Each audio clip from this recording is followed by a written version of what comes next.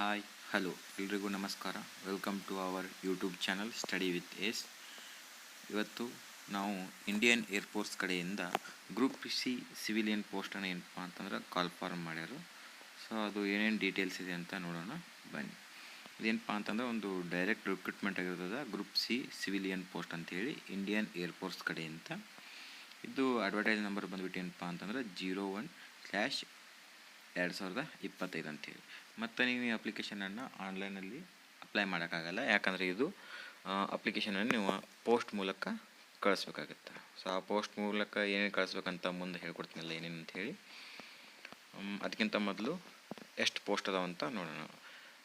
ಏನಪ್ಪ ಅಂದ್ರೆ total 153 post ಅದಾವೆ. ಅದರೊಳಗೆ 3 ಕಮಾಂಡ್ ಅಂತ ಬರ್ತಾವೆ. ಯಾವೊಂದು ಈಸ್ಟರ್ನ, ವೆಸ್ಟರ್ನ, ಇನ್ನೊಂದು ಏರ್ಫೋರ್ಸ್ ಸೆಂಟರ್ ಅಕೌಂಟ್ ಆಫೀಸ್ ಅಂತ ಹೇಳಿ ಬರ್ತಾವೆ. ಟೋಟಲ್ ಎಲ್ಲ ಕೂಡಿಸಿ 153 ಪೋಸ್ಟ್ ಅದಾವೆ. ಈ ಪೋಸ್ಟಿಗೆ ಅಪ್ಲೈ ಮಾಡ್ಬೇಕಂದ್ರೆ ಏಜ್ ಲಿಮಿಟ್ ಎಷ್ಟಿದೆ ಅಂತಂದ್ರೆ 18ರಿಂದ 25 ಏಜ್ ಲಿಮಿಟ್ ಐತಿ. ಮಿನಿಮಮ್ 18 ಇರಬೇಕು. ಜನರಲ್ದವ್ರಿಗೆ ಏನಿರ್ತೈತಿಲ್ಲ, GM ಕ್ಯಾಟಗರಿ ಬರೋರಿಗೆ ಅವರಿಗೆ 25. ಇನ್ನು ಅಪ್ಪರ್ ಏಜ್ ಲಿಮಿಟ್ ರಿಲ್ಯಾಕ್ಸೇಷನ್ ಅಂದರೆ ಈಗ ಕಾಸ್ಟ್ ಇರ್ತಾವಲ್ಲ, ಆ ಕಾಸ್ಟ್ ವೈಸ್ ಸ್ವಲ್ಪ ಏಜಿಗೆ ರಿಲ್ಯಾಕ್ಸೇಷನ್ ಕೊಟ್ಟಿರ್ತಾರೆ. ಅಂದರೆ 25 ವರ್ಷಕ್ಕಿಂತ ಜಾಸ್ತಿ ಆದರೂ ಕೂಡ ಅಪ್ಲೈ ಮಾಡ್ಬೋದು. ಹೆಂಗಂದ್ರೆ OBC ದವರು 28 ವರ್ಷ ತನಕ ಇದ್ದರೂ ಅವರು ಕೂಡ ಅಪ್ಲೈ ಮಾಡ್ಬೋದು. ಅದು SC ST ಅಂತ ಬಂದರೆ ಅವರು 5 ವರ್ಷ ಅವ್ರಿಗೆ ರಿಲ್ಯಾಕ್ಸೇಷನ್ ಇರ್ತದೆ. ಅಂದರೆ 25 ಒಂದು 30 ವರ್ಷ ತನಕ ಅವ್ರದ್ದು ನಡೀತದೆ. ಆಮೇಲೆ ಫಿಸಿಕಲ್ ಹ್ಯಾಂಡಿಕ್ಯಾಪ್ಟ್ ಇದ್ದವ್ರಿಗೆ 10 ವರ್ಷ ಕೂಡ ರಿಲ್ಯಾಕ್ಸೇಷನ್ನ ಕೊಟ್ಟಿದ್ದಾರೆ. ಇನ್ನು ಈ ಪೋಸ್ಟ್ನ ಅಪ್ಲೈ ಮಾಡ್ಲಿಕ್ಕೆ ನಮ್ದು ಎಜುಕೇಷನ್ ಕ್ವಾಲಿಫಿಕೇಷನ್ ಏನಿರ್ಬೇಕಂತಂದ್ರೆ, ಅಲ್ಲಿ ಕೆಲವೊಂದು ಪೋಸ್ಟ್ ಅದಾವೆ. ಆ ಪೋಸ್ಟಿಗೆ ಇಷ್ಟಿಷ್ಟ ಕ್ವಾಲಿಫಿಕೇಷನ್ ಅಂತ ಇರ್ತಾವೆ. ಈಗ LDC ಅಂದರೆ ಲೋವರ್ ಡಿವಿಷನ್ ಕ್ಲರ್ಕ್ ಅಂತ ಬರ್ತಾರೆ. ಆಮೇಲೆ ಹಿಂದಿ ಟೈಪಿಸ್ಟ್. ಇವರಿಬ್ಬರಿಗೆ ಏನಪ್ಪ ಅಂತಂದ್ರೆ PUC ಪಾಸ್ ಆಗಿರಬೇಕು, 12th ಪಾಸ್ ಆಗಿರಬೇಕು, ಮತ್ತು ಟೈಪಿಂಗ್ ಬರಬೇಕು.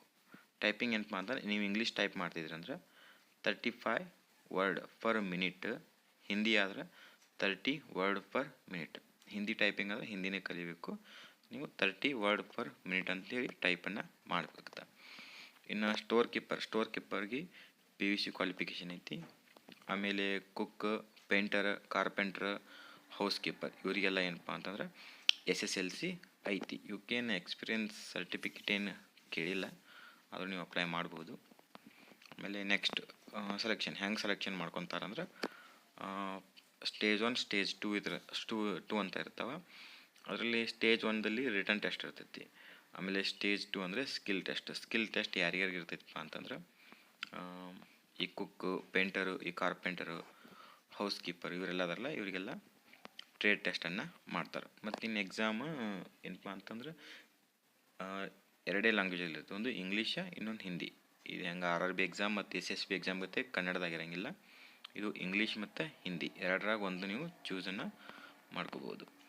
ಆಮೇಲೆ ನೆಕ್ಸ್ಟ್ ಸಿಲೆಬಸ್ ಏನಂತಂದ್ರೆ, ಈ ಲೋವರ್ ಡಿವಿಷನ್ ಕ್ಲರ್ಕ್ ಮತ್ತು ಹಿಂದಿ ಟೈಪಿಸ್ಟ್ಗೆ general intelligence, English language, numerical aptitude, ಆಮೇಲೆ ಜನರಲ್ ಅವೇರ್ನೆಸ್ 4 ಪಾರ್ಟ್ ಇರ್ತಾವೆ. 4 ಪಾರ್ಟ್ನಾಗ ಒಂದೊಂದು ಪಾರ್ಟ್ನಾಗ ಎಷ್ಟಪ್ಪ ಅಂತಂದ್ರೆ 25 ಕ್ವಶನ್ ಇರ್ತಾವೆ, 100 ಮಾರ್ಕ್ಸ್ ಇರ್ತಾವೆ.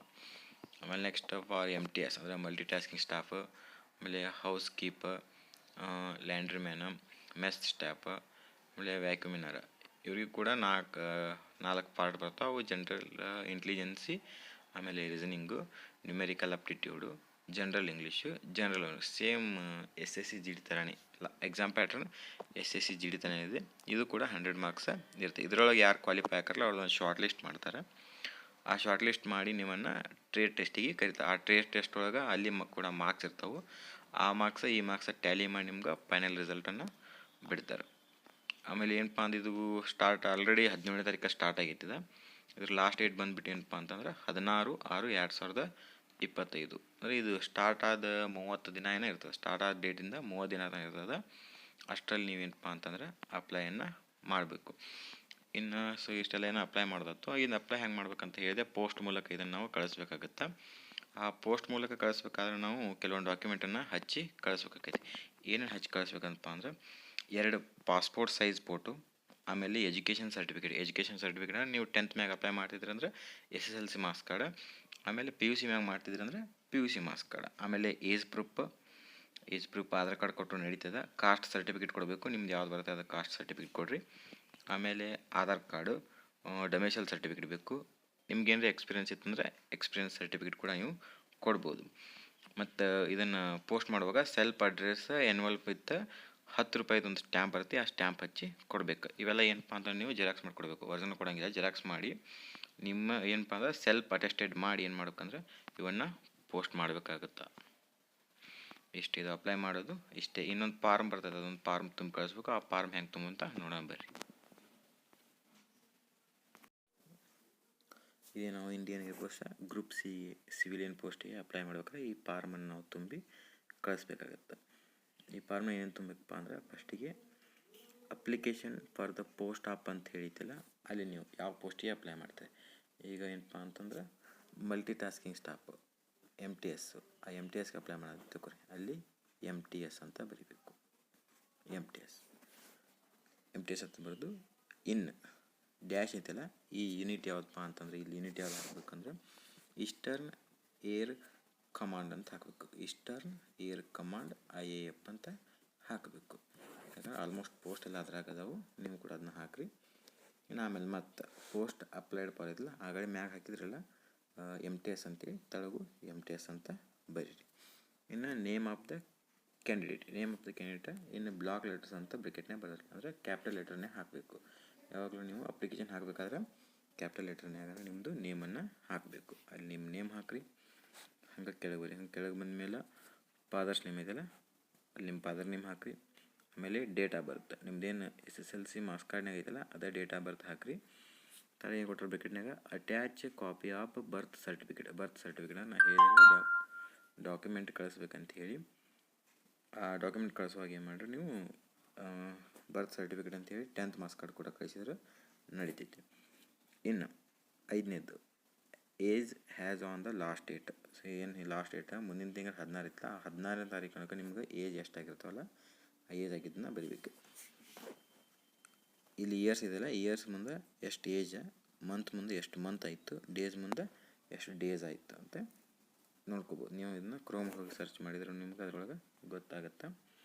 ಆಮೇಲಿನ ಅಡ್ರೆಸ್ ಫಾರ್ ಕರೆಸ್ಪಾಂಡೆನ್ಸ್ ಅಂತೈತಿ.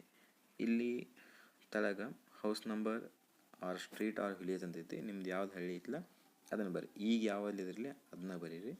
ಆಮೇಲೆ ಅದು ಪೋಸ್ಟ್ ಆಫೀಸ್ ಹಾಕಿರಿ, ಡಿಸ್ಟಿಕ್ ಹಾಕಿರಿ, ಸ್ಟೇಟ್ ಹಾಕಿರಿ, ಆಮೇಲೆ ಕೆಳಗಡೆ ಪಿನ್ ಕೋಡ್ ಹಾಕಿರಿ. ಹಂಗೆ ಪರ್ಮನೆಂಟ್ ಅಡ್ರೆಸ್. ಈ ಕರೆಸ್ಪಾಂಡೆನ್ಸ್ ಅಡ್ರೆಸ್ ಮತ್ತು ಪರ್ಮನೆಂಟ್ ಅಡ್ರೆಸ್ ಸೇಮ್ ಇತ್ತಂದರೆ ಏನು ಮಾಡೋಕೆ ಹೋಗ್ಬೇಡ್ರಿ, ಮ್ಯಾಗ ಹೆಂಗೆ ತುಂಬಿರಲ್ಲ ಕೆಳಗೂ ಅದೇ ಥರ ತುಂಬ್ರಿ. ಅಲ್ಲಿ 8 ನಂಬರ್. ಆಮೇಲೆ ನಿಮ್ಮ ಕಾಸ್ಟು ಯಾವ್ದು ಜನರಲ್ ಐತೋ, OBC ಐತೋ, SC ST ಐತೋ ಅದು ಯಾವ್ದು ಐತಲ್ಲ ಅದ್ರ ಮುಂದೆ ಬರೀರಿ. ಇಲ್ಲಿ ಕೂಡ ಏನಪ್ಪ ಅಂದ್ರೆ ಅಟ್ಯಾಚ್ ಸೆಲ್ಫ್ ಅಟೆಸ್ಟೆಡ್ ಸರ್ಟಿಫಿಕೇಟ್ ಅಂದರೆ ಕಾಸ್ಟ್ ಸರ್ಟಿಫಿಕೇಟ್ ನೀವು ಹಚ್ಚಿ ಕಳಿಸ್ಬೇಕು, ಸೆಲ್ಫ್ ಅಟೆಸ್ಟೆಡ್ ಇರಬೇಕು. ಆಮೇಲೆ ಎಜುಕೇಷನ್ ಕ್ವಾಲಿಫಿಕೇಷನ್ ನೀವು 10th ಮೇಲೆ ಹಾಕ್ತಿದ್ರೆ 10th ಮಾರ್ಕ್ಸ್ ಕಾರ್ಡ್ ಕೊಡಿರಿ, ಇಲ್ಲ PUC ಮಾರ್ಕ್ಸ್ ಕಾರ್ಡ್ ಇದ್ರೆ PUC ಮಾರ್ಕ್ಸ್ ಕಾರ್ಡ್ ಮ್ಯಾಗ ಕೊಡಿರಿ. ಅದನ್ನು ನೀವೇನಪ್ಪ ಅಂತಂದ್ರೆ ತಳಗ ಸೆಲ್ಫ್ ಅಟೆಸ್ಟೆಡ್ ಮಾಡಿ. ಸೆಲ್ಫ್ ಅಟೆಸ್ಟೆಡ್ ಅಂದ್ರೆ ಆ ಡಾಕ್ಯುಮೆಂಟ್ ತಳಗ ಒಂದು ಸಹಿ ಮಾಡ್ಬೇಕು ನಿಮ್ಮದು. ಆಮೇಲೆ ನೆಕ್ಸ್ಟು ಎನಿ ಅದರ್ ಕ್ವಾಲಿಫಿಕೇಷನ್ ನೀವೇನು ಬೇರೆ ನಿಮ್ಮ ಡಿಗ್ರಿ ಮುಗಿತು ಅಂದರೆ ಡಿಗ್ರಿ ಅಂತ ಹಾಕಿರಿ. ಕೆಟಗರಿ ಫಾರ್ ವಿಚ್ ಅಪ್ಲೈಡ್ ನೀವು ಯಾವ ಕೆಟಗರಿಯಿಂದ ಅಪ್ಲೈ ಮಾಡಿದ್ರಿ, ಜನರಲ್ ಆಗ್ತಿರೋ ಇಲ್ಲ OBCನೋ SCನೋ STನೋ ಇಲ್ವಾ ಎಕ್ಸ್ ಸರ್ವಿಸ್ಮೆನ್ ಇದ್ದರೆ ಎಕ್ಸ್ ಸರ್ವಿಸ್ಮೆನ್, ಆಮೇಲೆ ಸ್ಪೋರ್ಟ್ಸ್ ಪರ್ಸನ್ ಇಲ್ಲ ಫಿಸಿಕಲಿ ಹ್ಯಾಂಡಿಕ್ಯಾಪ್ಟ್ ಇದ್ದವ್ರಿಗೂ ಐತಿದೆ ಅದನ್ನ ಹಾಕಿದ್ರೆ ಅದನ್ನ ಹಾಕಿರಿ. ನಿಮ್ದು ಯಾವ್ದು ಬರ್ತಲೆ ಅದು ಮುಂದಲ್ಲಿ ಲೈನ್ ಇದೆ ಖಾಲಿ ಇದ್ದಲ್ಲಿ ಹಾಕಿರಿ. ಆಮೇಲೆ ಟೆಕ್ನಿಕಲ್ ಟ್ರೈನಿಂಗ್ ಎಕ್ಸ್ಪೀರಿಯನ್ಸ್ ಏನರ ಇದ್ರೆ ಹಿಂಗೆ ಇತ್ತಂದ್ರೆ ಎಕ್ಸ್ಪೀರಿಯನ್ಸ್ಡ್ ಅಂತ ಬರೀ 1 year ಎಕ್ಸ್ಪೀರಿಯನ್ಸ್ಡ್ 2 year ಎಕ್ಸ್ಪೀರಿಯನ್ಸ್ಡ್ ಅಂತ ಹಾಕಿರಿ. ಇನ್ನು ಡೊಮೆಸಿಯಲ್ ಕರ್ನಾಟಕ ಅಂತ ಹಾಕಿರಿ. ಡೊಮೆಸಿಯಲ್ ಏನಿಲ್ಲ ಕರ್ನಾಟಕ ಅಂತ ಹಾಕಿರಿ. ಡೊಮೆಸಿಯಲ್ ಸರ್ಟಿಫಿಕೇಟು ಇರಬೇಕು. ಇನ್ನು whether register with any employment exchange ಇದನ್ನು ನೋ ಅಂತ ಹಾಕಿರಿ. ಇನ್ನು ಕೊನೆಗೆ hereby certify that the above the particular mentioned in the application are correct and true and based on my knowledge ಅಂತ ಇಲ್ಲಿ ನಂಗೆ ತಿಳಿದಷ್ಟು ನಾನು ಕರೆಕ್ಟ್ ಹಾಕೀನಿ ಅಂತ ಐತಿ. ಅದಕ್ಕೆ ನೀವು ಅಲ್ಲಿ ತಲೆಗೆ ನಿಮ್ಮದು ಸಿಗ್ನೇಚರ್ ಆಫ್ ದ ಕ್ಯಾಂಡಿಡೇಟ್ ಇದೆಯಲ್ಲ ಅಲ್ಲಿ ನಿಮ್ಮ ಸಿಗ್ನೇಚರ್ ಮಾಡಿ ನೀವು ಯಾವತ್ತು ಕಳಿಸ್ತಿರ್ತಿರಲ್ಲ ಅದರ ಡೇಟ್ ಹಾಕಿರಿ. ಅದರ ಡೇಟ್ ಹಾಕಿ ನೀವು ಇದನ್ನು ಪೋಸ್ಟ್ ಮಾಡ್ಬೇಕು. ಇದ್ರ ಜೊತೆ ಇನ್ನೊಂದು ಐತಿ, ಇದಿಲ್ಲ ಇದನ್ನ ಕೆಳಗಡೆ ಇಲ್ಲ, ಇದು ಫಾರ್ ಅಫಿಷಿಯಲ್ ರೆಕಾರ್ಡ್ಸ್ ಓನ್ಲಿ. ಇದನ್ನು ಅವ್ರು ಇದನ್ನು ಮಾಡ್ತಾರೆ, ನೀವು ಮಾಡೋದಲ್ಲ. ಇಲ್ಲ ಐತಿ ನಾವು ಅಕ್ನಾಲಜ್ಮೆಂಟ್ ಕಾರ್ಡ್ ಅಂತೇಳಿ ಆಗಲಿ ಹೇಳೋದು ಮಾಡ್ತೀವಿ. ಇಲ್ಲೊಂದು ಫೋಟೋ ಹಚ್ಬೇಕು ನಿಮ್ಮ ಮ್ಯಾಗಡೆ. ಇಲ್ಲೊಂದು ಫೋಟೋ ಹಚ್ಬೇಕು ನಿಮ್ಮದು. ಈ ಫೋಟೋ ಹಚ್ಚೋದಲ್ಲದೆ ಮತ್ತೆ 2 ಫೋಟೋ ಕೊಟ್ಟು ಕಳಿಸ್ಬೇಕು. ಇಲ್ಲಿ ಪೇಸ್ಟ್ ಸೆಲ್ಫ್ ಅಟೆಸ್ಟೆಡ್ ಫೋಟೋಗ್ರಾಫ್ ಇಲ್ಲೊಂದು ಫೋಟೋ ಹಚ್ಚಿ ಇಲ್ಲಿ ಪೋಸ್ಟ್ ಆಪ್ ಆಗಲೇ ಹಾಕಿದ್ರಲ್ಲ MTS ಅಂತೇಳಿ MTS ಹಾಕ್ರಿ, ನಿಮ್ಮ ಹೆಸರು ಹಾಕ್ರಿ, ಪಪ್ಪರ ಹೆಸರು ಹಾಕ್ರಿ, ಅಡ್ರೆಸ್ ಫಾರ್ ಕರೆನ್ಸ್ಮೆಂಟ್ ಆಗಲೇ ಏನು ಅಡ್ರೆಸ್ ಹಾಕಿದ್ರಲ್ಲ ಸೇಮ್ ಇಲ್ಲಿ ಅದೇ village, post office, district, state, pin code. ಈ 4 ಇದೈತಲ್ಲ ಇವು ನೀವು ಹಾಕೋಬೇಡ್ರಿ, ಇವು ಏನೈತಲ್ಲ ಅವ್ರು ತುಂಬಿ ಇಲ್ಲಿ ಕೆಳಗಡೆ ಐತಲ್ಲ signature of the controlling officer. So ಇದನ್ನು ಯಾರು ನಡೆಸ್ತಿರ್ತಾರಲ್ಲ ಅವರು ಸಹಿ ಮಾಡಿ ಇದನ್ನು ನಿಮ್ಗೆ ವಾಪಸ್ ಇದೇ ನಿಮ್ಗೆ ಹಾಲ್ ಟಿಕೆಟ್ ಬರುತ್ತೆ. ನೀವು ತುಂಬಿದ್ದೇನೆ ಹಾಲ್ ಟಿಕೆಟ್ ನಿಮ್ಗೆ ಬರ್ತೈತೆ. ಸೊ ಇಷ್ಟಪ್ಪ, ಇಷ್ಟ ತುಂಬೋದು, ಬೇರೆ ಏನಿಲ್ಲ, ಇಷ್ಟೈತಿ. ನೀವು ಕೂಡ ಮಾಡ್ಬೋದು ಇದನ್ನು.